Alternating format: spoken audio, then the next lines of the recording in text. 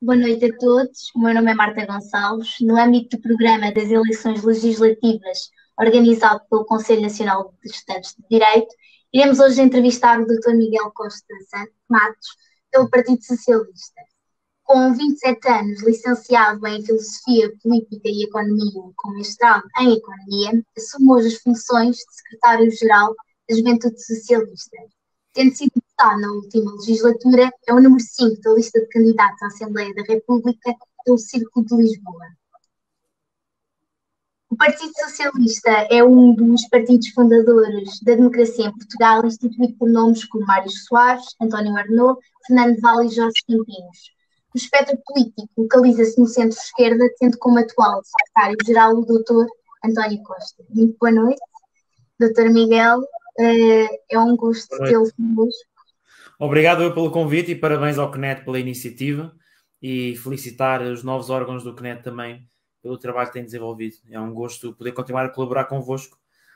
Tivemos juntos em lutas ainda há bem pouco tempo, como aquela luta para travar que a Ordem limitasse o acesso aos estágios só aos estudantes que tivessem concluído os mestrados, e haveremos de continuar por muitas lutas. Vamos a isso, Marta.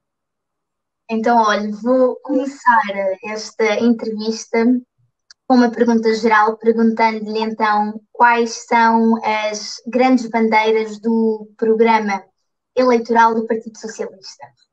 Muito bem. Nós, no nosso país, vivemos um período um bocadinho estranho, porque entre 2015 e 2019 conseguimos crescer mais do que a União Europeia e fizemos-lo pela primeira vez desde 2001.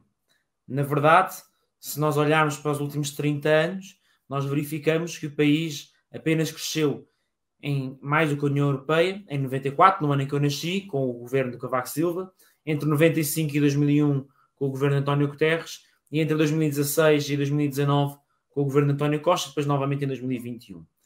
E isto é esquisito porquê? Porque, de facto, nós verificamos que o país cresceu muito mais do que no passado, 7 vezes mais, mas que mesmo assim não chegou, porque houve países do leste com mais qualificações, com mais infraestruturas, que nos conseguiram ultrapassar. Nós tivemos uma grande queda do desemprego jovem, uma grande queda do desemprego em termos latos, passou de cerca de 12,5% para 6,3%. Tivemos um aumento dos salários, não só o salário mínimo cresceu 40%, mas também o salário médio cresceu 25%, no caso dos jovens cresceu cerca de 17%. E somado tudo isto, nós verificamos, ok, a nossa geração teve melhorias, mas ainda falta conseguir muito. E sobretudo quando nós olhamos para o valor da nossa geração, somos a geração mais qualificada de sempre, mas, por exemplo, em termos de salário, estamos atrás de outros países europeus, da Suécia, da Alemanha. Estamos atrás também do ponto de vista da precariedade. Somos a geração mais precária de sempre, em que os contratos a prazo chegam a 60%, 70% e da nossa geração. E, portanto, qual é que é a grande prioridade para o Partido Socialista? Bom, é a economia. E não é a economia, assim como alguns dizem, sem qualquer tipo de critério, só pelo crescimento. Por exemplo, nós ouvimos a Iniciativa Liberal dizer que quer pôr Portugal a crescer, mas que a emergência climática não é uma preocupação. Para nós é. Nós vemos o Partido Social Democrata, o PSD, a dizer que a maneira de pôr o país a crescer vai ser reduzindo os impostos às empresas. E os impostos das pessoas reduz se houver margem quando der, lá para 2025, 2026. A nossa perspectiva é diferente e temos bons motivos para achar diferente, porque conseguimos fazer diferente até agora. E o que é este diferente? É nós conseguimos crescer mais quando nos qualificamos, quando aumentamos os rendimentos. E é por isso que precisamos, desde já, de aumentar os salários e de reduzir os impostos. Portanto, falando em termos claros, o que são as propostas principais? As propostas principais são um incentivo fiscal às empresas para elas aumentarem os salários. Não pode ser só baixar os salários, os impostos para todas as empresas. Tem que ser baixar, mas com critério, dando incentivos claros para que elas façam algo positivo, que é aumentar os salários. Em segundo lugar, é conseguirmos ter melhores rendimentos para os jovens, nomeadamente aumentando o IRS jovem de 3 para 5 anos e assegurando a aplicação automática, porque não sei se tens colegas que tentaram, mas de facto não estava muito fácil conseguir aceder ao IRS jovem. É nós duplicarmos o número de jovens a receberem apoios para a habitação jovem. Nós tínhamos 12 mil em 2015, passámos a ter 18 mil, ou seja, um aumento de 50%. Queremos passar para ter 40 mil, porque de facto está muito difícil sair de casa dos pais. Eu sei que em Coimbra existem, por exemplo, repúblicas que tornam um bocadinho mais fácil, mas mesmo aí, quer dizer, em cada por todo o país, é difícil para um jovem, quando estudante, arranjar casa a preços acessíveis. Isso é algo que começamos a conseguir colmatar com residências, mas demora tempo, e por isso, como demora tempo, temos de ter um programa mais rápido. E o programa mais rápido é o Porta 65, que é um programa de apoio ao arrendamento e que dá uma comparticipação bastante elevada. Terminava com um último ponto, que é o emprego. De facto, Portugal é um país onde os jovens encontram ainda bastante desemprego, e não há pior coisa para os nossos salários ficarem estagnados e para nos continuarmos em contratos precários do que haver falta de emprego para os jovens. Porque o patrão diz que vai contratar outro logo a seguir. E, portanto, nós queremos lançar, e o Partido Socialista adotou essa como uma das suas grandes propostas, um programa ponte que sirva como um programa de resposta à emergência e no combate ao desemprego jovem. E, portanto, esta é uma outra clara prioridade para o Partido Socialista. Muito obrigada. Eu vou então agora proceder a fazer algumas perguntas um pouco mais específicas, também relacionadas com alguns dos temas de que já falou, começando, portanto, pela temática do salário mínimo. Será, de acordo com o seu programa, objetivo do Partido Socialista aumentar o salário mínimo para pelo menos 900 euros em 2026, sendo que este foi até um dos pontos problemáticos da discussão do Orçamento do Estado para 2022. Pergunto-lhe então, quais são as medidas que o Partido Socialista pretende adotar para sustentar a elevação dos salários e, sobretudo, para que o salário médio se distancie da retribuição mínima nacional. Já falou dos incentivos fiscais às empresas com algum critério, mas podia desenvolver-se. Sim, além portanto, de uma medida para fazer com que estes salários médios descolem, nós entregámos já há 2 anos na concertação social, onde temos os patrões e os sindicatos juntos a discutir, uma proposta de acordo para subir os salários, e que envolvia todo um conjunto de iniciativas e uma mobilização dos dois lados, que é muito importante. Queremos ver se concluímos esse acordo. Queremos a questão do incentivo fiscal. Eu acrescentava aqui não só um incentivo às empresas, mas também haver uma reforma do IRS. Nós já no Orçamento de Estado de 2022 íamos baixar o IRS para as classes médias. Tal como em 2018 baixámos para quem ganha menos. Íamos também aumentar o mínimo de existências, que para quem estuda Direito Fiscal é parte do... É as pessoas cujo rendimento é tão baixo que não pagam IRS. E, portanto, íamos colocar mais 120 mil famílias sem pagarem IRS. Íamos expandir o IRS jovem também, como já referi. Mas, além disso, queríamos introduzir um mecanismo no IRS. Porque é que acontece muitas vezes? Tu recebes um aumento salarial e sobes de escalão na retenção na fonte, e isso resulta com que, às vezes, leves um salário um bocadinho mais baixo ou que leves uma grande penalização no teu salário. E é neste sentido que queremos introduzir aqui um mecanismo para que a subida dos salários não seja totalmente consumida, ou uma grande parte consumida, pelo IRS. Este é um outro ponto. E eu reforçava a questão da precariedade, porque, de facto, não há solução para nós conseguirmos subir os salários se as pessoas estiverem constantemente com contratos precários. E uma das maneiras que as empresas mais utilizam para não pagarem às pessoas o que é devido é o outsourcing. E neste momento é permitido, que isso quer dizer, tens uma grande empresa e é criada uma empresa paralela e chuta para lá os trabalhadores, paga-lhes menos, mete-lhes contratos piores e não há assim muita coisa que se possa fazer. Nós tínhamos uma agenda para o trabalho digno que queremos relançar, que vinha proibir estas práticas. E vinha dizer também que se estas empresas querem ser contratadas pelo Estado para fazer algum tipo de coisa, não podem ter este tipo de contratos de outsourcing inaceitáveis e de certa forma, muito precários. E por isso é aqui um mecanismo robusto. Isto é uma solução única? Não tem. Porquê? É muito fácil de perceber porquê. Porque os salários são definidos pelas empresas e nós não podemos subir salários por decreto. Podemos dar exemplos, como damos com o salário mínimo. Podemos dar exemplos aumentando a função pública, e não só as carreiras da função pública foram descongeladas, como atualizámos os salários da função pública a nível da inflação, para eles não perderem poder de compra, quem são funcionários públicos. Mas, a par disto, temos de ter um conjunto de propostas na área fiscal e na área do mercado de trabalho para colocar pressão para que os salários subam, para que seja no interesse das empresas e para que os trabalhadores consigam também fazer valer essa pressão para subir os seus salários. E é, de facto, este o programa do PS para subir os salários. Ok, muito obrigada. Pegando no tema do trabalho, foi essa tal agenda do trabalho digno uma das matérias que também foi introduzida na proposta do Governo para o Orçamento de Estado de 2022 e vinha-lhe então perguntar, além do que já foi dito, que outras medidas seriam adotadas ou seriam propostas pelo Partido Socialista no âmbito da dignificação do trabalho. Nós, quando falamos de dignificação do trabalho, temos que recordar duas situações do passado recente. A primeira é que a nossa geração, em 2015, quando eu acabei a minha licenciatura, era despachada para os estágios de IFP e não havia um incentivo para as empresas nos fixarem. Se a empresa contratava ou não contratava, o IFP estava-se nas tintas. Isso fazia com que esses estágios eram muitas vezes uma trituradora de sonhos. Nós íamos achando que íamos ter um emprego e depois népias. E, portanto, aquilo que nós fizemos ao longo destes 6 anos foi introduzir critérios de seleção destes estágios profissionais que são um grande investimento público na empregabilidade dos jovens e para evitar que haja este estágio seja uma forma de precariedade constante.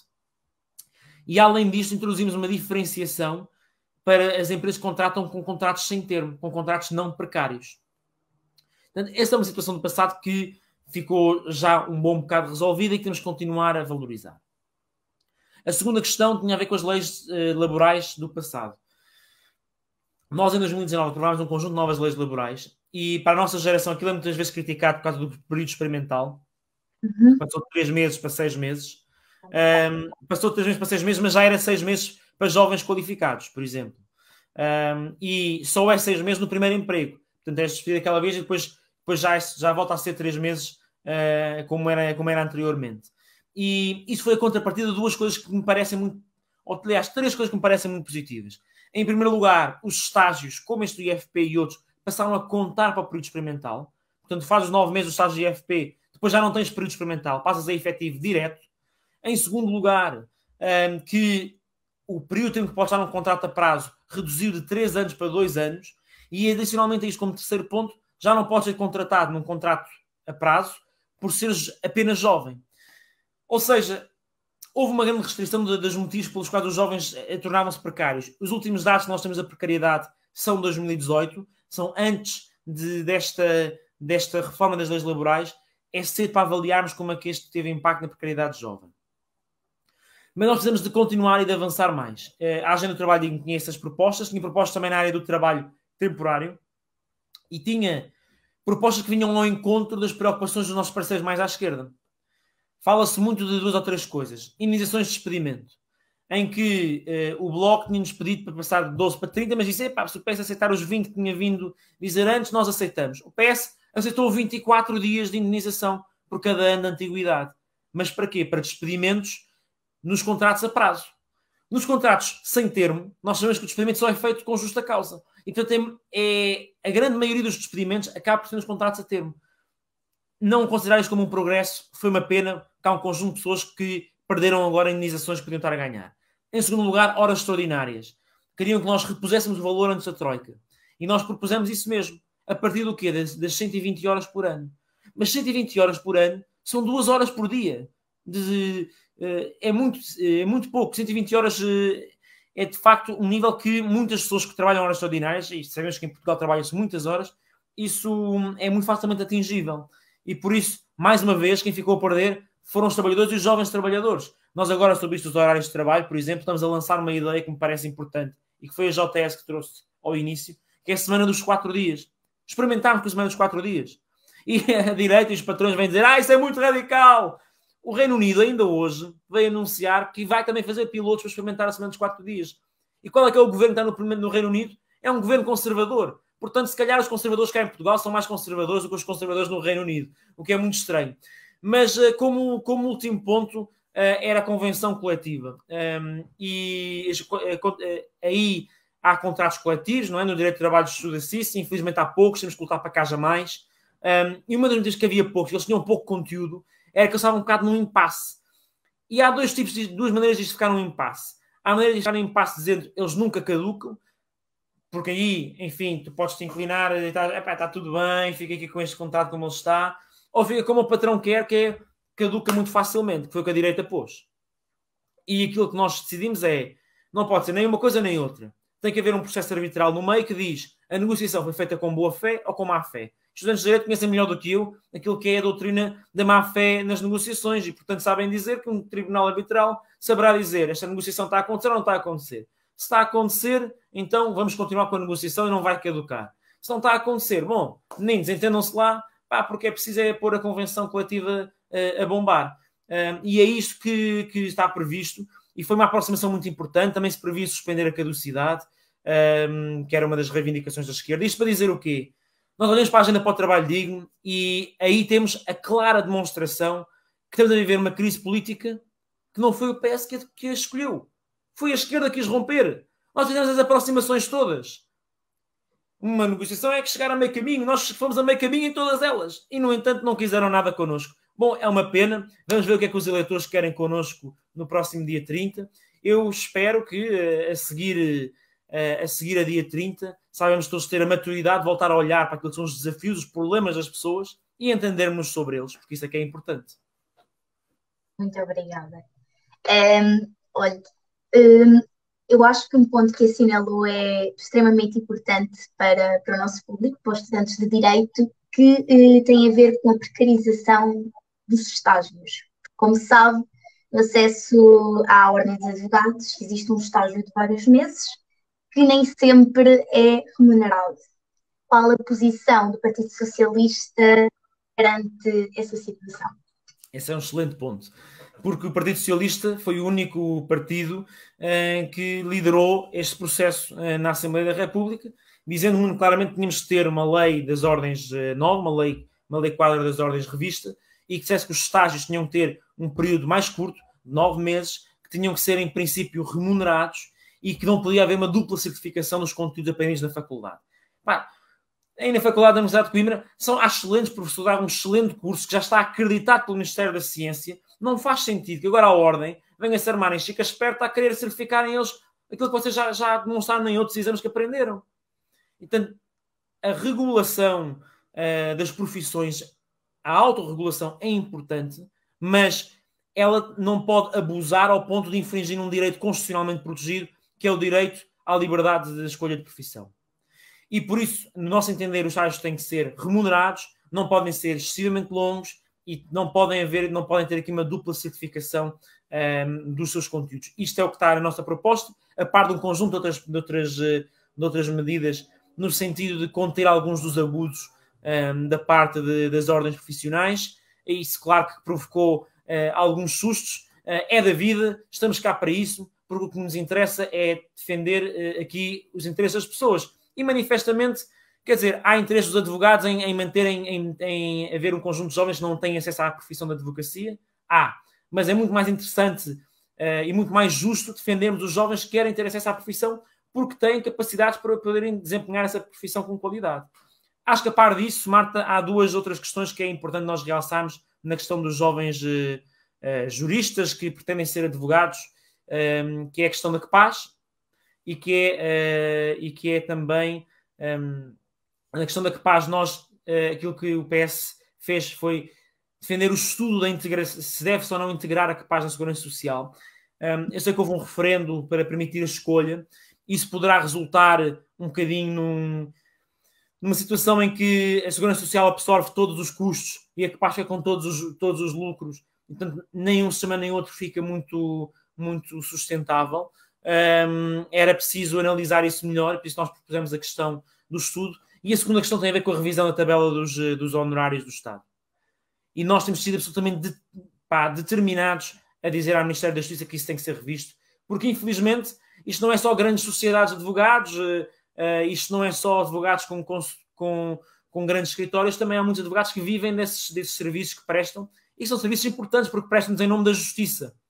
E essa é uma função social muito importante de assegurarmos. E essa tabela não é revista há tanto tempo. Como é que é possível? E a Ministra da Justiça tinha-se comprometido em rever essa tabela. Infelizmente, parece que neste processo de crise política a coisa ainda está pendente, mas uma coisa vos garante, esse compromisso que foi firmado não pode ser quebrado e nós vamos persegui-lo determinadamente. Esse é um compromisso não só do Partido Socialista, mas da Juventude Socialista também. Mas faço-lhe agora a questão, tendo sido um compromisso já firmado em 2019, será que os 2 anos de legislatura não seriam suficientes, não seria tempo suficiente para ser um compromisso cumprido? Se 2 anos de legislatura era suficiente? Sim, sim. Já falou na questão da atualização dos honorários, por exemplo, será que já não teria sido não seria um objetivo que já deveria ter sido cumprido nos últimos 2 anos de legislatura? Eu gostava que já tivesse feito. Não está feito, esse é um facto. Há um compromisso para fazê-lo. E, enfim, a pandemia atrasou muitas coisas, não serve como desculpa para tudo. Aquilo que podemos deixar como compromisso é que as coisas venham a ser feitas agora no futuro próximo. E, para ser sincero, acho que se nós olharmos para os nossos compromissos, a regra geral vemos que eles são cumpridos. Seja no salário mínimo, nós demos muito claramente, vai ser isto, e depois cumprimos. Não há cá surpresas para ninguém, não há deixa ver. Com a questão da redução do IRS, dissemos quando é que íamos fazer, fizemos.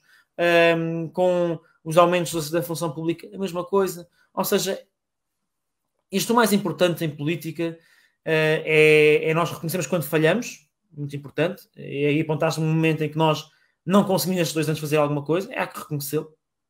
Mas é também quando fazemos compromissos, tentar o mais possível cumpri-los, e eu acho que há provas evidentes para isso. Agora, o que eu espero é que numa próxima legislatura não sejam legislaturas de 2 anos e que, sobretudo, não sejam legislaturas dominadas pelo tema do Covid, não é?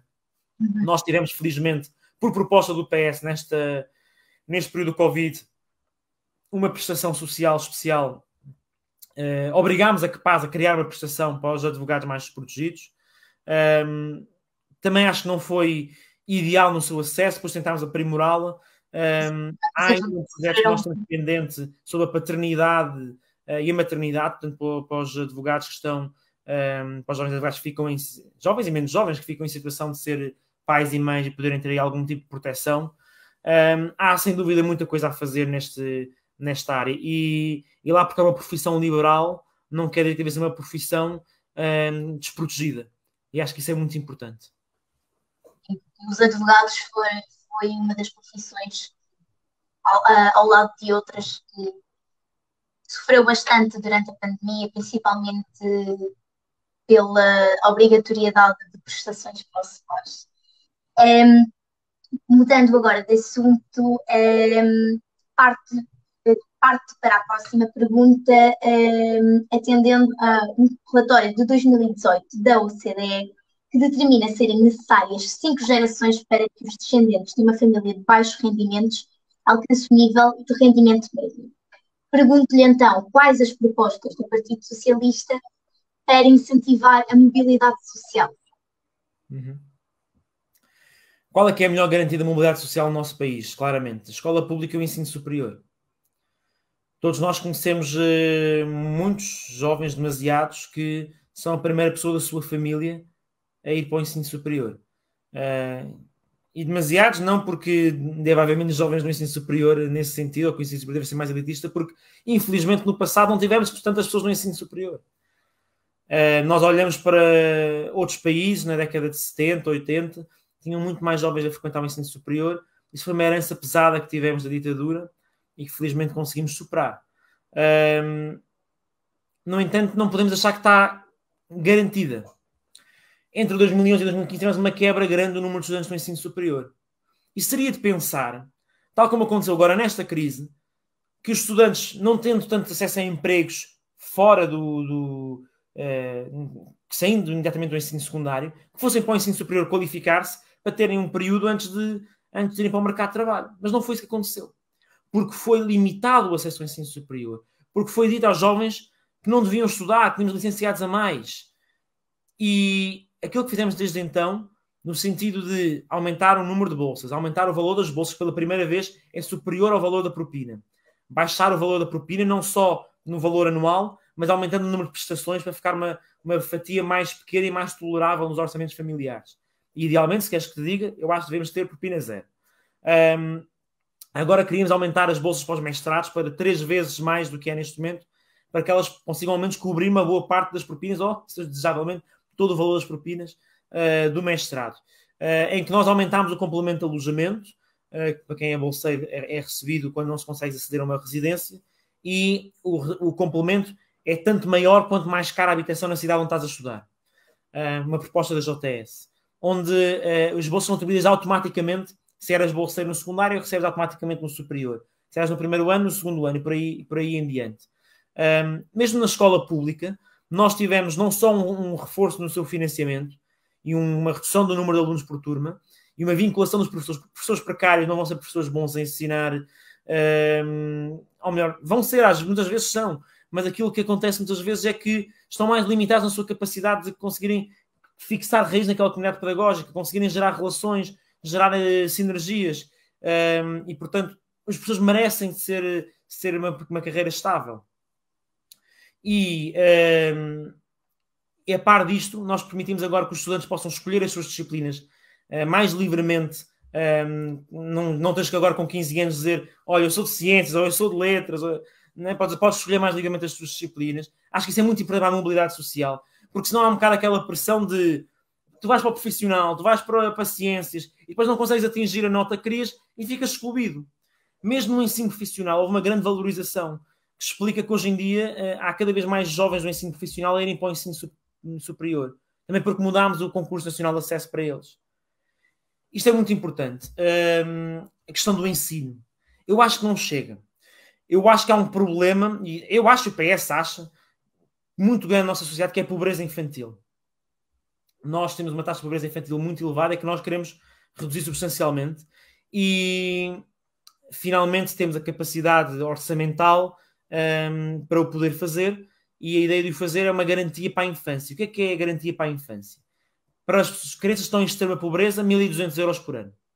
Para as crianças que estão em situação de pobreza, 600 euros por ano. A que soma a dedução no IRS, que nos primeiros anos de idade passa de 600 para 900 euros. Nós já tínhamos expandido, ela era um bom bocado mais baixa no início. E, portanto, tem esta expansão. E para aquelas famílias que não pagam IRS, portanto, não podem beneficiar do aumento da dedução, nós temos um complemento da parte do abono de família para que também recebam esse aumento. Ou seja, para todas as crianças há mais dinheiro e, sobretudo, há mais dinheiro para apoiar as famílias em situação de pobreza e de extrema pobreza. E, feita das contas, o que é que isto significa? Que Portugal vai passar a ser dos países da União Europeia, se é que não é mesmo o país da União Europeia com o maior apoio para as crianças. Isto pode parecer que, enfim, cá estão os socialistas a quererem distribuir, tentando criar riqueza. Mas como tu dizias e muito bem, Marta, o momento da infância é um momento com muitos custos para uma família. E quando elas estão numa situação de pobreza, muitas vezes são obrigadas a fazer um conjunto de escolhas com consequências no desenvolvimento da criança. E está demonstrado em estudos por A mais B que isto tem um impacto enorme na capacidade da criança poder quebrar esse ciclo de pobreza e vir a ter eventualmente salários mais elevados, conseguir ambicionar mais para a sua vida que aquilo que os seus pais conseguiram obter. E de facto acho que poderá ser revolucionária esta garantia para a infância que nós queremos avançar, e espero que num futuro próximo possamos fazê-lo.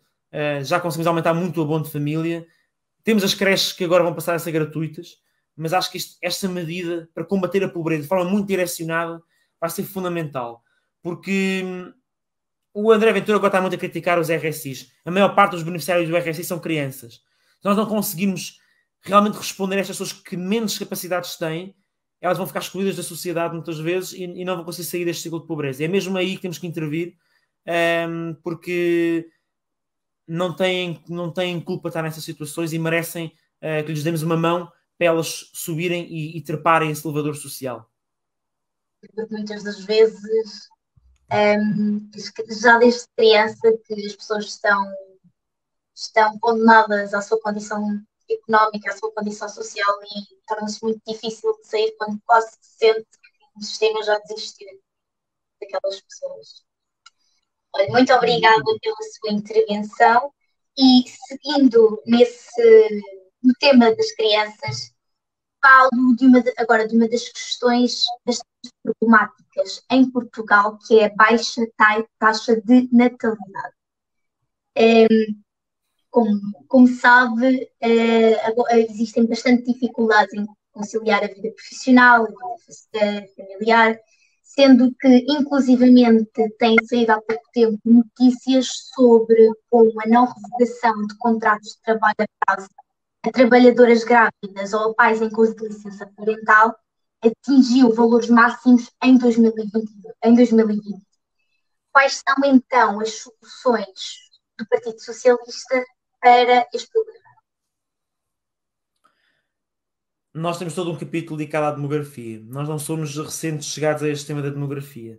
Desde 2019, que identificámos como um desafio estratégico e central esta questão e que temos procurado abordar. Já aqui falámos um bocado do aumento do abono de família, daquilo que é a proposta que temos para a garantia para a infância, que visa exatamente num conjunto de pessoas que muitas vezes escolhem não ter filhos porque não têm condições económicas para o ter, suprir essa necessidade. E é curioso que a proposta alternativa, por exemplo, de alguns outros partidos, como por exemplo o CDS, feitas as contas, dá uma maior benefício às famílias com mais rendimento. E eu pergunto se é justo aplicar o dinheiro de todos nós a dar um benefício maior a quem mais tem e menor a quem menos tem. Para nós as coisas devem ser no sentido contrário, porque de facto quem tem necessidade é quem menos tem. As creches gratuitas vão ser uma conquista importante, porque pesa muito na escolha de um jovem casal ter ou não ter filhos, consegue pagar uma creche. E as creches hoje em dia têm uma propina mais alta do que o ensino superior, muitas vezes. Atenção, isto é dramático. Mas também é um problema de falta de vagas de creche. Nós já aumentámos em 10 mil em um acordo com o setor social e cooperativo. Queremos aumentar ainda mais nos próximos 4 anos, salvo erro, a meta são aumentar em 15 mil vagas. É preciso localizá-las bem, porque de facto há zonas do país com mais índices de oferta do que outras. Acho que isto é muito importante. Mas a questão do tempo não se resolve só com creche. Resolve-se também com o tempo de trabalho que nós temos. Porque, repara, não há nenhuma creche que vai ficar aberta até às 7, 8, 9 da noite e muitas vezes um jovem no início de carreira tem que trabalhar até essas horas. Ou sente que tem que trabalhar, ou é obrigado a trabalhar pela sua condição precária. Ou porque trabalha em turnos. E nesse sentido, faz-nos sentido começarmos este diálogo sobre a redução do tempo de trabalho. E nomeadamente a semana de 4 dias. Para dar mais tempo à família, mais tempo à conciliação. E há bocado falávamos da concertação social, a par do acordo para os salários, o outro acordo que nós introduzimos na segurança social, na concertação social, foi justamente para a conciliação entre a vida profissional e familiar. E não sei se Marta já viste o estudo da Fundação Francisco Manuel dos Santos, que nos fala da condição dos jovens e vale a pena, tem ali muitos dados interessantes. Mas é curioso ver as prioridades do nosso emprego ideal. Antes de começarmos a trabalhar, a conciliação entre a vida pessoal e profissional é a segunda, a terceira prioridade. A seguir a começarmos a trabalhar passa a ser a primeira. Tem assim um crescimento enorme. Porque, de facto, os jovens são explorados do ponto de vista do seu horário de trabalho. Isto é importante. A par disto, há algumas outras coisas que são importantes nós trabalharmos, por exemplo, na procriação medicamente assistida, em que há cada vez mais jovens com problemas de fertilidade e temos que os apoiar, porque há limites em Portugal do ponto de vista do acesso aos ciclos, temos que procurar conseguir colmatar. Os homens não têm acesso, homens por si só não têm acesso à procriação medicamente assistida, só as mulheres. É uma discriminação também que não me faz muito sentido, mas sinceramente acho que são mesmo as condições materiais para um jovem poder ter filhos, porque está demonstrado que nós temos menos filhos do que aqueles que nós gostávamos, porque não temos dinheiro, porque não temos tempo, porque temos falta de habitação, e já falámos há bocadinho de construir mais habitação pública, mas até conseguimos ter habitação pública, temos uma resposta de emergência que é o apoio ao arrendamento, porque não conseguimos ter empregos estáveis, e já falávamos há bocadinho também de combater a precariedade, como é que o podemos fazer. E, portanto, isto não há uma única medida, não é uma bala de prata. Mas as escolhas são claras. A direita quer aumentar a precariedade, nós queremos combatê-la. Para promover a natalidade, devemos combater a precariedade. Nós acreditamos em mais apoios para a habitação jovem e em mais habitação pública. Isso é importante para a natalidade. Nós acreditamos em apoiar quem mais precisa para poder ter acesso à família. Isso é tudo políticas que vão no sentido de escolhermos mais natalidade. Muito obrigada. Agora parto então, atendendo que estamos tão próximos das eleições legislativas, no dia 30, o programa do PS se dedicou também a algumas medidas ao tema da democracia, sendo que prevê a criação de um Plano Nacional de Democracia Democrática, o estudo da Constituição da República Portuguesa nos vários ciclos de ensino e a implementação de um Dia Nacional da Cidadania. Serão estas medidas do Partido Socialista de combate à abstenção um grande problema? Sem dúvida que é um grande problema. E acho que revela que nós que estamos a fazer política muitas vezes desiludimos as pessoas no passado e temos que procurar responder esse déficit de confiança. E acho que a melhor maneira de o fazer é demonstrar que os problemas da vida delas têm respostas. Eu acho que é muito importante que a política não se fique nos temas fúteis, mas toque realmente nos temas mais importantes da vida das pessoas. Mas agora nas eleições temos visto muitos jovens a procurar informação. E, atenção, eu não acho que os jovens se afastem da política, porque há muitos jovens a participar no associativismo, como o CNED, em manifestações como a greve climática estudantil. Por outro lado, aquilo que também nos diz o estudo da Fundação Francisco Manuel dos Santos é que cerca de 35% dos jovens, 1 em cada 3 jovens, não tem qualquer tipo de atividade cívica ou política, nem mesmo assinar uma petição. Isto é muito dramático e merece a nossa reflexão. E neste período as pessoas tenho visto descobrirem, quando votamos para a lista de deputados, vamos a votar não no primeiro-ministro, mas num conjunto de deputados. Ou seja, há uma certa falta de literacia democrática, acho que é um facto que podemos assumir. Daí a questão do Dia Nacional da Cidadania, também é uma proposta que vem da Juventude Socialista, que procura que haja de facto um esforço grande para preencher esse conhecimento. A par disso, a questão da educação para a cidadania é fundamental. Repara, em 2011, das primeiras coisas que o ministro Nuno Crato, do governo PS, decidiu fazer foi acabar com a formação cívica.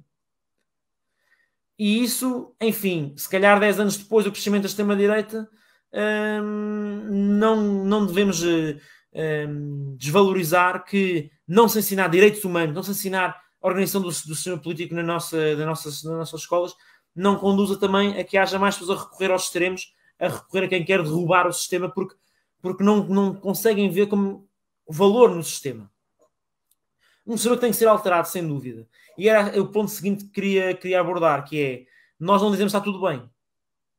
Nós dizemos claramente que queremos reformar o sistema eleitoral, com círculos uninominais, para que as pessoas conheçam o seu deputado, e um círculo nacional de compensação, para que a proporcionalidade dos pequenos partidos não seja aqui limitada. Por exemplo, há muita gente agora com os debates quer votar no Rui Tavares, mas se não moras em Lisboa não pode votar no Rui Tavares, não é? Porque ele é candidato por Lisboa, e se houvesse um círculo de compensação, mesmo que ele não tivesse votos suficientes em Lisboa, para se eleger a si próprio, poderia ter no círculo nacional, por exemplo. Queremos também fazer uma reorganização do sistema político. Porquê? Está muito concentrado em Lisboa as decisões políticas. Isto resulta com que a maior parte das compras, por exemplo, do Estado, são feitas em empresas sediadas em Lisboa. E muitas vezes não há uma rapidez de resposta aos problemas das regiões. E por isso queremos até 2024 fazer um referendo à regionalização. Acho que isso é um grande avanço. Voltamos a pôr este tema em cima da mesa e já vem com bastante atraso. Portanto, este é um ponto muito importante. E a par disto, eu diria que há um ponto geral de qualificação da democracia, que é sermos mais exigentes do ponto de vista do combate à corrupção. Ainda recentemente aprovámos um muito ambicioso pacote de combate à corrupção, a que juntou a criminalização do enriquecimento não declarado e, portanto, houve um grande avanço no passado recente nessas medidas. Acho que não podemos desistir deles. Os tribunais estão mais céleres, o Ministério Público está a conseguir também reagir melhor. Parece-me, acho que temos todos essa noção. nos tribunais comerciais as penas reduziram para metade, mas nos administrativos ainda está muito mal, nos megaprocessos isto gera um conjunto de dilemas. A reforma do chamado TICão acho que foi importante para que haja maior celeridade nestas instruções destes processos, para podermos... Porque há um conceito que... Eu não sou jurista, não é? Mas há um conceito que juristas frequentemente me dizem, que é uma forma de negar de justiça às pessoas é a justiça de demorar demasiado tempo. E sem dúvida que nos casos de corrupção isso tende a ser muitas vezes verdade, e é por isso que também as medidas de acelerar a justiça acho que são muito positivas.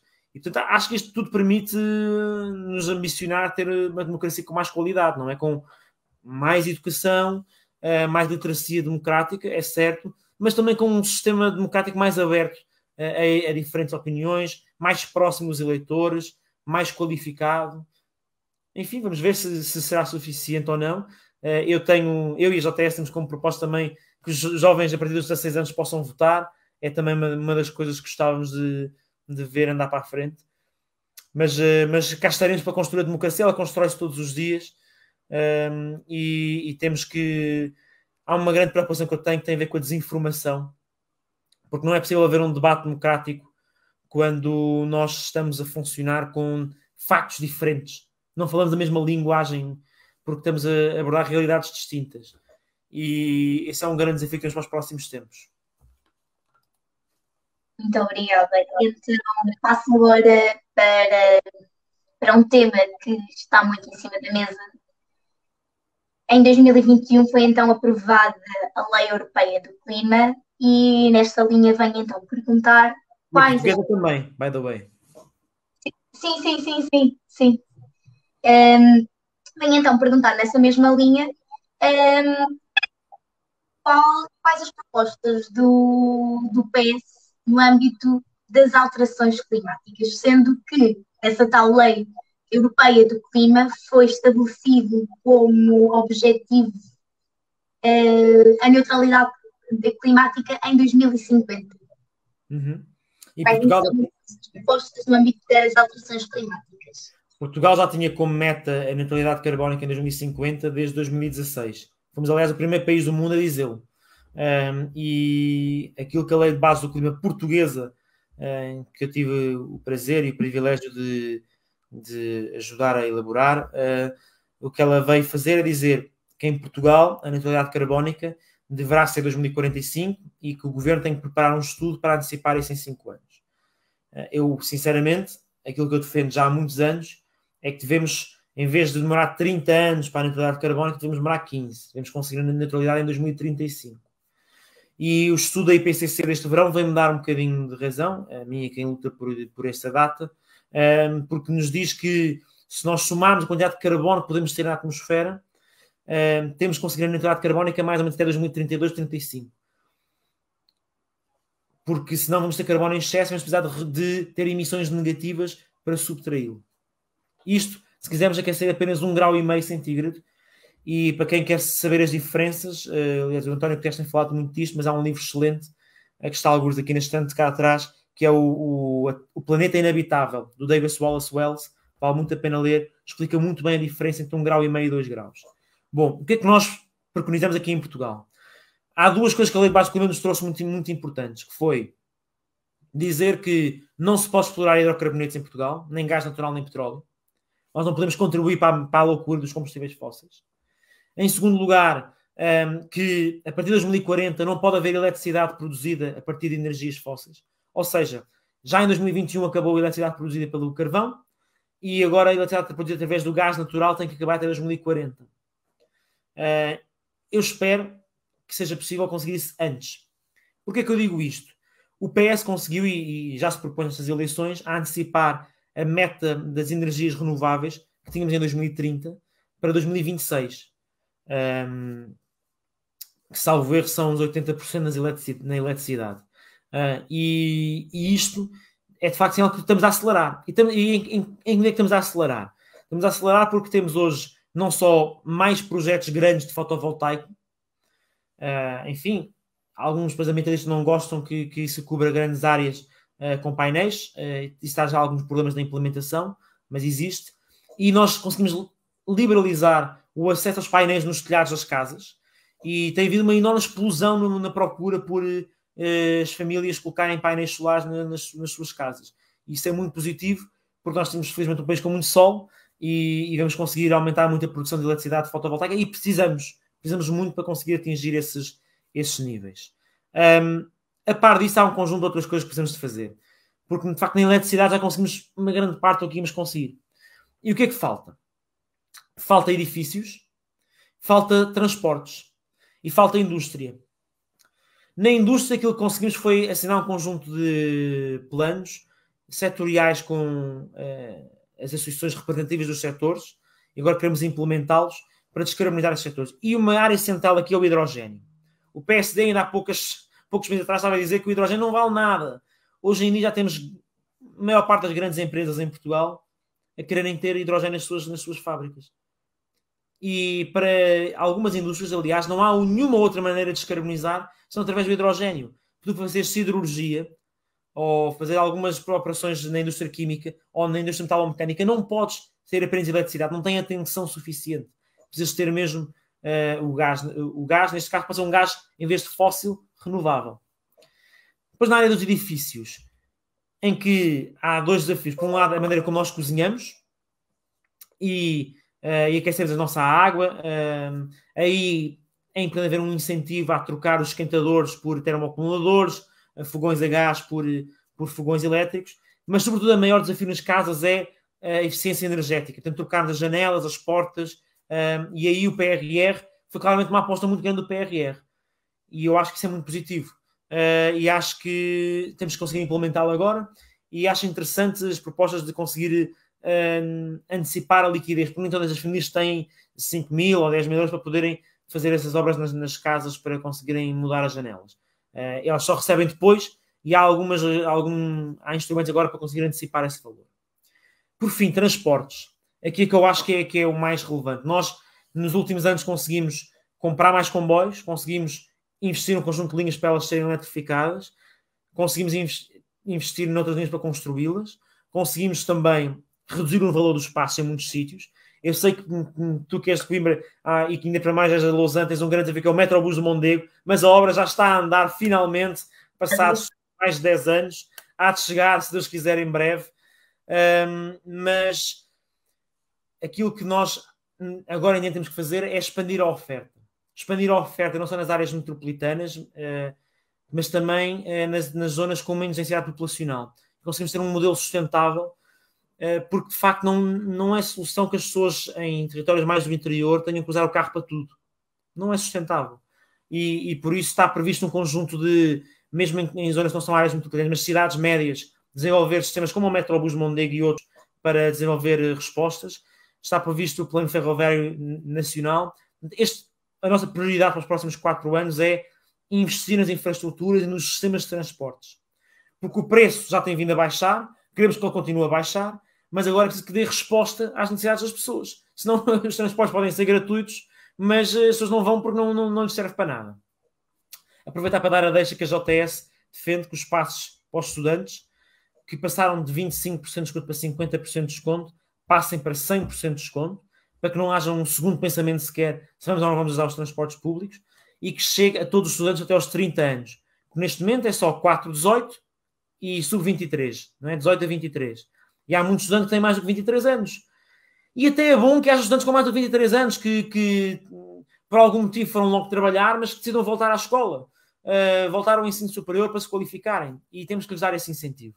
E, portanto, estas são umas propostas, aproveito para deixar, que acho que seriam muito relevantes para que a nossa geração adira mais aos transportes públicos, porque, de facto, está nos transportes uma grande fatia das nossas emissões que falta descarbonizar. Enfim, depois há ali a questão da pecuária, onde a Universidade de Coimbra foi pioneira ao deixar servir carne de vaca nas suas cantinas.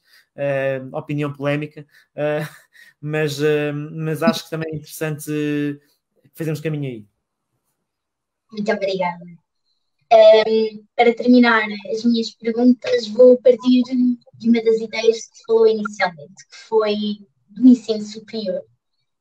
Atendendo que, como disse, a nossa geração é já a mais habilitada de sempre em Portugal, mas simultaneamente aquela que tem mais dificuldades em fazer uso das tais habilitações.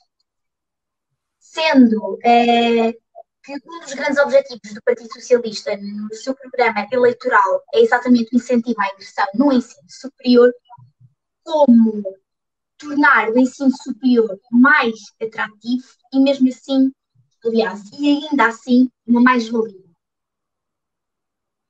Eu acho que não há dúvidas que o ensino superior é uma mais-valia. Nós temos mesmo que contestar esse ponto. Nós olhamos para os salários, olhamos para a precariedade, olhamos para o desemprego. Nos jovens que completaram o ensino superior, ele é mais baixo. Em cada um destes casos. Também não sei que deve haver uma obrigação para ir para o ensino superior. Se tu queres ir trabalhar, pode ir trabalhar. Mas se queres ir para o ensino superior, é inadmissível, na minha opinião, que haja agentes políticos a dizer que isso não vale a pena. É certo que é preciso assegurar que há empregabilidade. E aí é muito interessante nós repararmos que nos últimos 6 anos houve um aumento do emprego nas empresas de 308 mil pessoas. E 320 mil desses 380 foi em empregos que estão registados como sendo especialistas da área intelectual e científica. O que é que isto quer dizer? Obviamente que houve um crescimento de emprego noutras áreas também, mas houve uma grande fixação em Portugal de centros de competências de empresas multinacionais, houve um grande crescimento de emprego qualificado. Estou a pensar não só em empresas da área informática, mas também em áreas de empresa farmacêutica. Estou a pensar em que mesmo empresas da área industrial, como a Bosch, têm cá cada vez mais não só a produção, mas também o desenvolvimento e a investigação. E isso permite à nossa geração ter horizontes de futuro no nosso país. Mas, de facto, a questão do salário aqui vai ser decisiva para se ficamos ou não ficamos no nosso país. Isso é um ponto que, volto a frisar, é a nossa prioridade. Aumentar o salário dos jovens é a nossa prioridade. E é por isso que temos o IRS Jovem, é por isso que introduzimos no nosso programa um incentivo ao aumento dos salários, a par de um conjunto de outras medidas, como já falámos há bocado. Como incentivar os jovens a ir para o ensino superior? Nós temos que promover um conjunto temos que continuar a promover os chamados TESPs, que dão ali uma fase intermédia entre o secundário e o ensino superior, sobretudo para os estudantes do ensino profissional, e que muitas vezes é uma porta de entrada para o ensino superior. Temos que, a par disso, continuar a reforçar a ação social. As residências estão em curso obras. Eu sei que elas atrasam e demoram, mas estão em curso. A par disso, temos que continuar a aumentar as bolsas. Nós temos no nosso programa essa previsão, não só do aumento do número das bolsas, mas do valor das bolsas. E a minha ambição pessoal, aqui já não como PS, mas como JTS, temos que continuar a baixar as propinas. E temos que, sobretudo, vamos lá ver uma coisa. Cada vez mais, para acessar as nossas profissões, é preciso ter um mestrado. Os mestrados têm que ter as propinas reguladas. E vamos lá ver uma outra coisa, que é as universidades agora estão com a mania de inventar taxas e taxinhas e emolumentos. Já para ter a carta do curso que prova que eu sou licenciado, tenho que pagar um emolumento. Isto não faz sentido nenhum. Isto devia fazer parte da propina. Se não, estou a falar com estudantes de direito, vocês sabem que uma taxa tem que ter um sinalagma e a propina é considerada uma taxa. Se o sinalagma da propina é receber uma licenciatura, uma qualificação, então obter a prova da qualificação tem que estar incluído nesse sinalagma, não pode ser sujeito a mais um emolumento. Ou seja, isto para se sintetizar, quer dizer, não pode haver aqui taxas e taxinhas para te inscreveres num exame em época normal, faz parte das tuas cadeiras normais, não faz sentido. Há aqui um conjunto de questões no ensino superior que é preciso abordarmos. Último ponto sobre o ensino superior. Eu acho que há uma questão que não é só a do acesso, Marta, acho que há uma questão que é a da permanência no ensino superior. E aí acho que há questões de saúde mental que é preciso abordar. Ao longo destes 2 anos eu fiz isso uma prioridade na minha ação parlamentar, fiz várias perguntas ao Ministro do Ensino Superior sobre esse tema. Felizmente as associações académicas têm pegado e bem nesse assunto. É preciso haver mais psicólogos nas universidades. Last but not least, é preciso rever o modelo dos trabalhadores estudantes. Nós já fizemos com que um trabalhador estudante tenha os primeiros 2.000 euros de rendimento isento de IRS. É preciso olhar aqui como é que é possível melhorar as conciliações depois com os estudos. E uma ideia assim um bocadinho fora da caixa que a JS pôs no seu programa, por que não experimentarmos com um número limitado de vagas que não seja só o modelo das médias, mas seja um modelo em que um estudante possa falar das suas motivações, das suas atividades extracurriculares, e em que, se tens 17, 8, não ficas excluída de entrar em medicina, se és uma pessoa com grande vocação para ir para a medicina. E sabemos que, infelizmente, muitas vezes são os alunos de escolas mais desfavorecidas, as famílias mais desfavorecidas, que não têm penalizações nas suas médias, e este podia ser um acesso para uma maneira de termos acesso mais igualitário ao ensino superior, e não excluirmos pessoas por um critério tão cru como apenas de um número resultante de um exame numa tarde, no verão, que nos define para o resto das nossas vidas. Seria também essa mudança no acesso ao ensino superior pela averiguação de atividades extracurriculares discriminatórios, já que pessoas, se calhar, com condições socioeconómicas mais baixas têm menos disponibilidade, têm menos acesso. Será que não deveria passar, mesmo pela reforma na avaliação do ensino superior, aliás, pela avaliação no ensino secundário e não pela reforma no acesso? Sim, eu acho é que é preciso fazermos este debate. Nós temos, numa grande parte dos outros países, modelos deste género que permitem, em algumas vagas, ou no caso de países como Inglaterra e Estados Unidos, tem as melhores universidades do mundo, todas as vagas, com este modelo assim mais, não lhe chamaria liberal, mas chamaria-lhe mais holístico, mais qualitativo, em vez de quantitativo. Aquilo que eu acho em Portugal não é deitarmos para fora o anterior modelo. Não é isso que a JTS defende. O que nós defendemos é, com um número limitado de vagas, na margem, experimentarmos e ficarmos a conhecer. Ficamos a perceber realmente, porque é impossível termos este debate sobre qual é o modelo mais justo sem experimentarmos, sem podermos fazer esse teste. Já está previsto que haja um contingente especial para as escolas TEIPAs, territórios educativos de intervenção prioritária, que são muitas vezes escolas em territórios mais debilitados, e isso é importante, mas queríamos procurar qualificar este debate sobre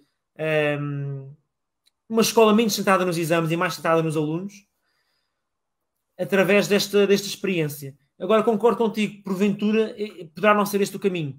O caminho poderá ser a reforma do sistema de avaliação no ensino secundário. Muito obrigada.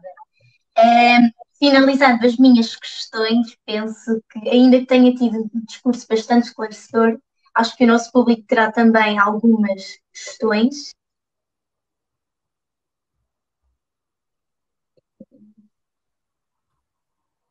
Então, e a primeira pergunta é: acha que o orçamento chumbado ainda pode vir a ser aprovado ou necessita de uma reformulação?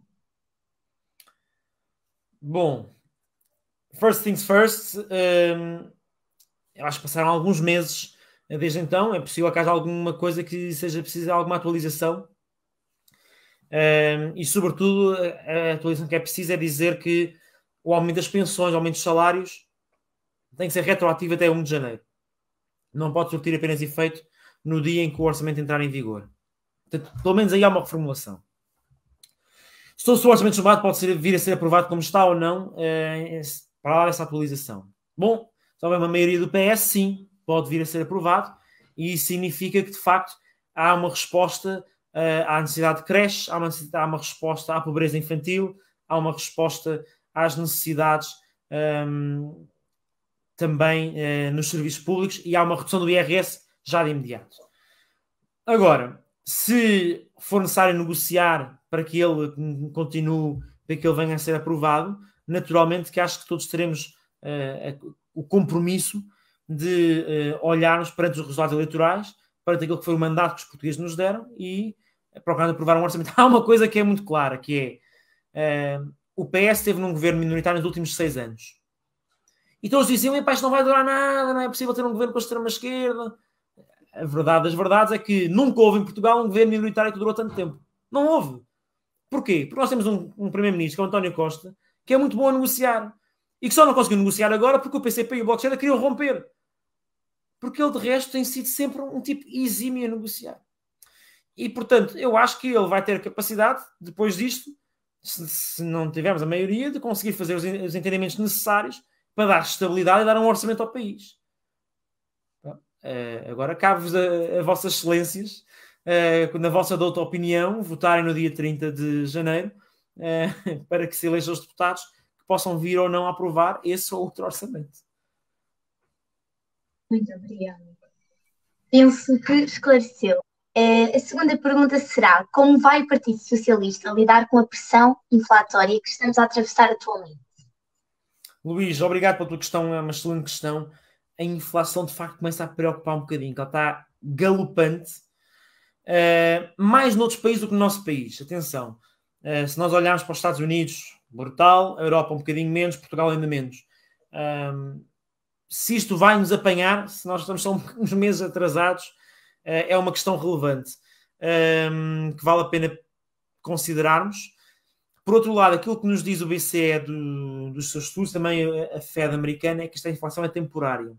Tem a ver com constrangimentos nos fluxos das cadeias de abastecimento a nível internacional. Mais 1 ano, 2 anos vai acabar. Isso porque ela está atrasado, porventura se calhar nem chega aqui. Bom, isso significa uma coisa, temos de ser vigilantes. Se a inflação continuar, temos de ter uma resposta mais robusta a isso. Isso implica olharmos para os rendimentos das pessoas para elas não perderem poder de compra e olharmos sobretudo para as empresas e como é que elas mantêm competitividade neste contexto. Se for temporário, bom, aí fazemos os ajustes necessários por agora, mas prepararmos que a tempestade vai passar. Mas em terceiro lugar, eu diria que apesar disto tudo, mesmo que a nível geral a inflação seja baixa, há algumas áreas onde a inflação tem sido muita e que merecem a nossa preocupação. Preço da habitação, onde é preciso haver mais habitação pública e mais apoio ao arrendamento acessível. Preço da energia, onde nos últimos tempos, nos últimos anos, o aumento dos preços de combustíveis não tem sido devido ao aumento dos impostos, que não têm aumentado, mas tem sido devido ao aumento das margens. É verdade que os impostos são uma grande fatia. É verdade. Não vos vou dizer que não é verdade, é verdade. Mas não tem aumentado. Desculpa, não percebi. Assim, ao nível toda a União Europeia. Sim, tem aumentado, são elevados em toda a União Europeia. Somos os mais elevados da União Europeia, é verdade. Nós olhamos para a Espanha, aqui ao lado, eles têm uma grande diferença face a nós nos combustíveis. Mas eles agora vão aumentar muitos preços de combustíveis nos impostos. Nós não temos aumentado os impostos dos combustíveis. O que tem aumentado é as margens. O que o PS agora veio propor nos passados meses é que haja uma possibilidade de fixarmos uma margem máxima nos combustíveis. Ok, isto é uma outra coisa. Depois temos, por exemplo, os preços dos contentores. Portanto, nós para exportarmos, através dos transportes marítimos, temos de ter os contentores, o preço tem subido uma loucura. Eu tenho visitado muitas empresas, estão muito preocupadas com isto. Aqui é algo que nós temos que arranjar uma resposta, que ainda não é muito claro qual é que vai ser, mas temos que ter isso em atenção. Outra área, eletricidade. Para os consumidores, os preços da eletricidade têm-se mantido mais ou menos estável e, sobretudo, se tem aumentado muito no mercado liberalizado, as pessoas podem ir para o mercado regulado livremente, onde os preços até baixaram. Para as empresas, elas subiram um bom bocado, mas nós, para compensarmos, reduzimos a única taxa que tínhamos, que era a taxa de acesso, que baixou 90 e tal por cento. E, portanto, aqui mesmo, se olharmos para a subida dos preços da eletricidade, para as empresas, em Portugal, é menor do que a média da União Europeia. Ou seja, estamos a conseguir responder a esta crise da inflação. Ou seja, Luís, o que eu te queria dizer é, a nível geral, não parecem haver sinais de grande alarme. A nível setorial, há algumas áreas que merecem um grande alarme e têm que ter respostas específicas para aqueles setores, para aquelas despesas. Muito obrigada. Passando então à próxima questão. Doutor Miguel, gostava de colocar duas questões. Como foi referido, o Partido Socialista defende uma remodelação do sistema eleitoral legislativo. Essas alterações consistiram no quê? Círculos eleitorais uninominais, com ou sem Círculo Nacional de Compensação? Segunda questão. O Partido Socialista revê-se na proposta do PSD, que consiste na redução de deputados de 230 para 215? O problema de reduzir o número de deputados é apenas um, é que reduz a proporcionalidade. Nós, na última Assembleia, tivemos a entrada do Chega da Iniciativa Liberal e do LIVRE. Depois, entretanto, a Joacim deixou de ser do LIVRE, mas entraram esses vários partidos. O PAN conseguiu passar de 1 a 4 deputados. Agora, nestas eleições, o que é que vai acontecer? O facto de termos 230 deputados é o que permite que estes partidos, sendo pequenos, tenham uma voz. E que os eleitores destes partidos não fiquem sem voz na Assembleia da República. Que o nosso sistema político seja plural. Enfim, não é uma questão de princípio de vos dizer que esses 15 deputados fazem diferença para o trabalho da Assembleia. É natural que menos pessoas a trabalhar é menos escrutínio sobre as leis. Agora, o que me preocupa sobretudo é que isso pode ter uma consequência do ponto de vista da proporcionalidade, da representação dos pequenos partidos e das minorias políticas. Até porque muitas vezes, o que nós vemos em Portugal, cada vez mais e noutros países, é um partido que começa pequeno e depois cresce. Porque claramente essa opinião política estava subrepresentada e passa a ter uma voz e as pessoas passam a ver aquilo como uma possibilidade de encarar. Temos que pensar que há 20 anos o Bloco de Esquerda não existia. Atenção. E hoje em dia é a terceira força política. E isso acontece também porque temos esse número de deputados. Bom, em relação à primeira pergunta, como também acho que já haveria referido, sim, são círculos eleitorais uninominais, com um círculo nacional de compensação, e isso é, aliás, Tiago, um modelo que o PS tem vindo a defender há muitos anos. Já no programa de 2015 estava isso, já nos anos 90 tentámos isso, e vez após vez o que tem acontecido é o PSD rói a corda. Agora o PSD tem uma outra proposta para a reforma do sistema político, que tem a ver com ciclos eleitorais mais pequenos, de, salvo erro, 5, 7, 9, uma coisa desse género, e assegurar que nenhum ciclo tem menos do que 3 deputados. Enfim, não sei se perguntarmos a um ciclo eleitoral como o de Coimbra, que tem 9 deputados, ou de Viseu, se eles conhecem todos os seus deputados. Não sei se essa redução para 7, 8, 9 se faz assim tanta diferença na capacidade do eleitor conhecer o seu deputado. Mas eu acho que há uma vantagem adicional para além da questão da proximidade de ser ou não conhecido. Porque o ser conhecido depende depois muito do trabalho de proximidade que a pessoa faz, de ser ou não ser uma figura mais pública, que é a capacidade das escolhas daquele deputado serem escrutináveis. Vamos olhar para o Reino Unido. Há uma grande pressão para os deputados votarem no sentido A, B ou C, consoante as opiniões dos seus eleitores. E há deputados que não seguem a disciplina de voto porque os seus eleitores os pressionam. Mesma coisa nos Estados Unidos da América. Em Portugal isso acontece pouco. Porquê? Porque é por listas. E a desobediência pode ser castigada. Infelizmente no PS há uma tradição bastante plural. Eu, por acaso, por exemplo, no caso dos debates quinzenais, votei contra ao fim dos debates quinzenais. Não fui penalizado por isso, antes pelo contrário. Mas noutros países há essa maior liberdade. Porquê? Porque há ciclos uninominais. Acho que essa liberdade de pensamento crítico era muito importante. Segundo ponto, se houver algum escândalo, algum deputado que se porte mal, ele pode ser castigado imediatamente pelos eleitores. Vamos ver o que aconteceu em Inglaterra com o escândalo das despesas de representação dos deputados, em que houve muitos deputados que achavam que tinham a sua eleição garantida e depois, tumba! Portaram-se mal nas despesas, não foram reeleitos. E isso podia acontecer com círculos uninominais também.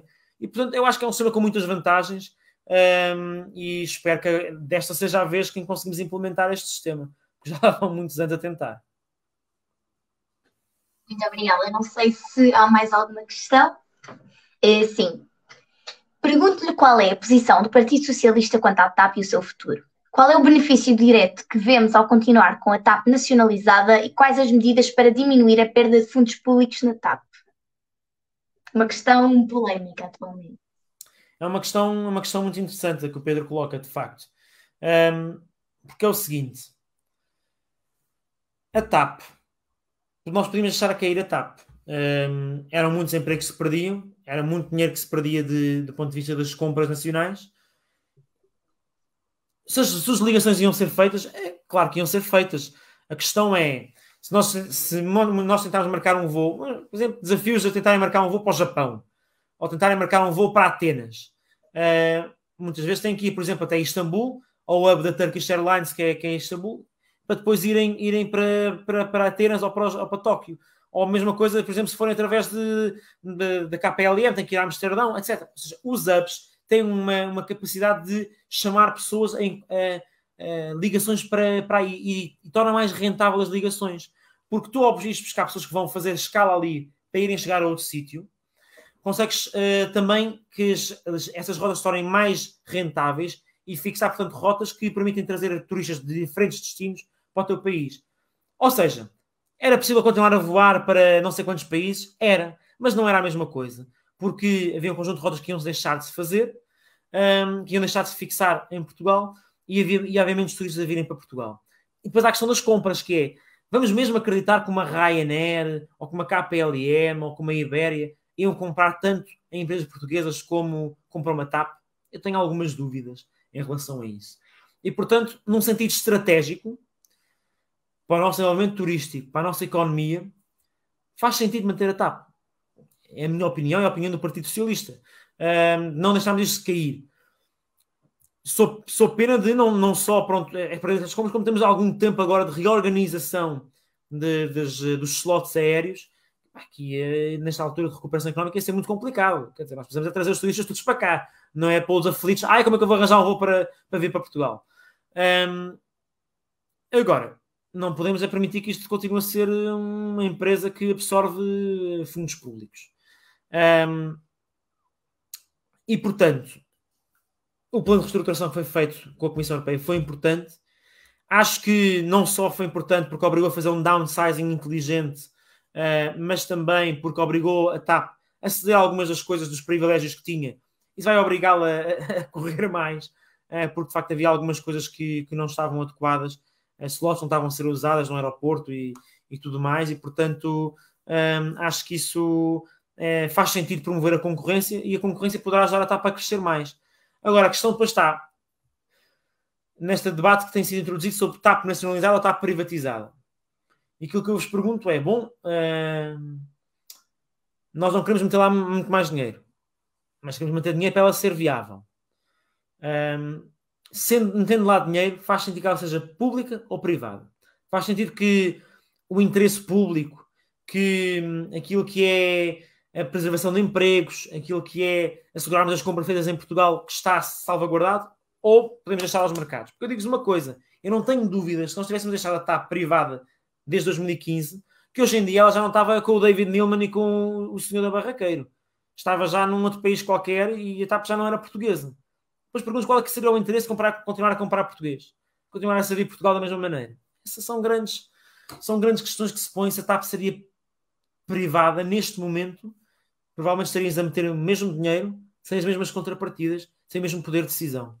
E por isso é que a TAP estar como está faz todo o sentido. Agora, se puder no futuro, aliás, Pedro já veio dizer isto, acolher novos investidores privados, ótimo, melhor, é sinal que está a ser competitiva, que tem um caminho para ser lucrativa, e que pode não depender de fundos públicos. Esse tem que ser o objetivo, naturalmente. Muito obrigada. Há ainda uma última pergunta. Como tenciona o Partido Socialista resolver os preços exorbitantes praticados pela TAP nas ligações Portugal Continental-Madeira? Excelente questão. Conheço bem essa problemática.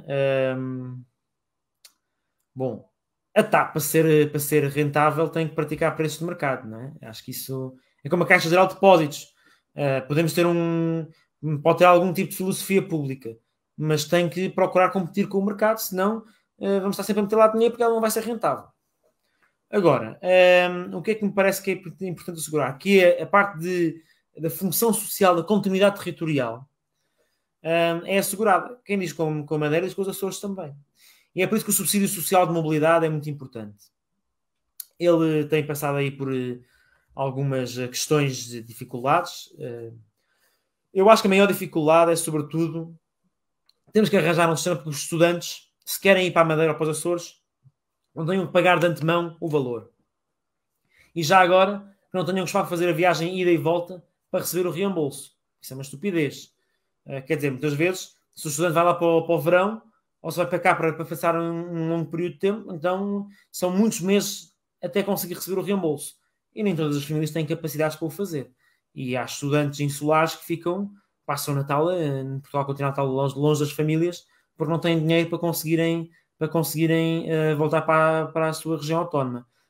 E, portanto, parece-me de facto que é preciso reforçar o subsídio social de mobilidade e dar melhores condições para responder às necessidades de facto sociais de quem mais precisa, de quem não consegue adiantar esse dinheiro. Agora, Catarina, parece-me que a melhor solução é nós desenvolvermos ainda mais as ligações aéreas para a Madeira. É termos uma opção no aeroporto de Porto Santo, tem que dar a melhor resposta, até para que quando não é possível aterrar no Funchal, ser possível ir para o Porto Santo, ter uma boa ligação depois entre Porto Santo e Funchal podemos fazer esse caminho. O aeroporto tem de funcionar como um aeroporto secundário. A par disso, fazemos a ligação por ferry, não só para Portimão, mas sobretudo para Lisboa, que é muito importante, que sirva como uma alternativa. E se passar a haver concorrência entre estes vários modos de transporte, estas várias soluções, eu parece-me que os preços vão ter que descer. Enfim, quase que parece aqui um liberal, mas isto para dizer que os socialistas não têm medo do mercado. Acredito é que o mercado tem que ser regulado e tem que ter alguns mínimos e alguns máximos, né, para prevenir os abusos. E por isso é que acreditamos num mercado da aviação, mas com uma intervenção pública para evitar que a TAP desmorone e com um subsídio social de mobilidade para assegurar que quem precisa, como estudante, que tem acesso a essas deslocações. Pronto, muito obrigada. E agora, em jeito de conclusão, peço-lhe que sumariamente diga o porquê votar no Partido Socialista no dia 30. Nós estamos quase a virar a página da pandemia e para os desafios que se avizinham, no clima, no digital, a nossa geração ter melhores empregos com melhores salários, nós já verificamos quem é que combate a precariedade, quem é que luta por mais habitação, quem é que luta por mais acesso ao ensino superior. É o Partido Socialista. Construímos esse caminho ao longo dos últimos 6 anos, com diálogo, e queremos continuar a construí-lo com diálogo.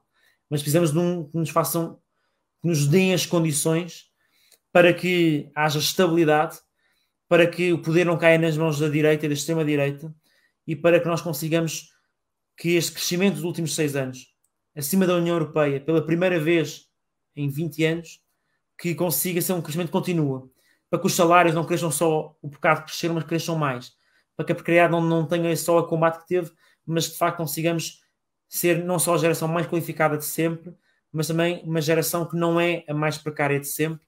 E estes são desafios que nós reconhecemos, que já começámos a combater, e que a única maneira de os continuarmos a combater não é voltando para trás, não é criando mais instabilidade, é continuando a avançar. Não damos por satisfeitos nem por concluído o nosso trabalho, mas precisamos da vossa força, do vosso voto, para continuar a seguir este caminho. Muito obrigada. Novas ideias, que acho que apresentámos aqui algumas hoje. Marta, muito obrigado. Muito obrigada. Agradeço-lhe, sim, pela sua presença, ao público que está em casa também, e realço que amanhã, dia 20, às 9h30, teremos também a entrevista com o candidato do Bloco de Esquerda e conto com a vossa presença. Muito obrigada novamente.